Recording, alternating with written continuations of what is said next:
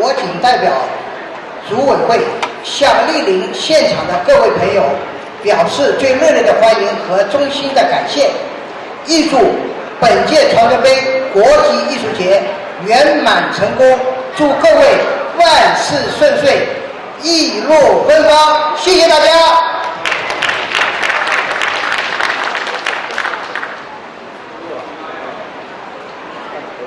大家下午好，非常荣幸能够作为本次艺术节大赛的评审专家，与各位齐聚一堂。在这里，我首先向所有参赛者致以诚挚的问候，也向为本次活动付出辛勤努力的组织者和工作人员表示衷心的感谢。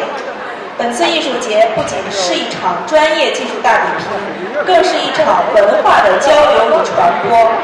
我们身处异国他乡，却始终心系中华文化，用艺术的方式表达对故土的眷恋与认同。我们既是文化的传承者，也是文化的传播者，在多元文化的语境中，让世界看到一个真实、立体、充满生命力的中国，讲好中国故事。谢谢大家。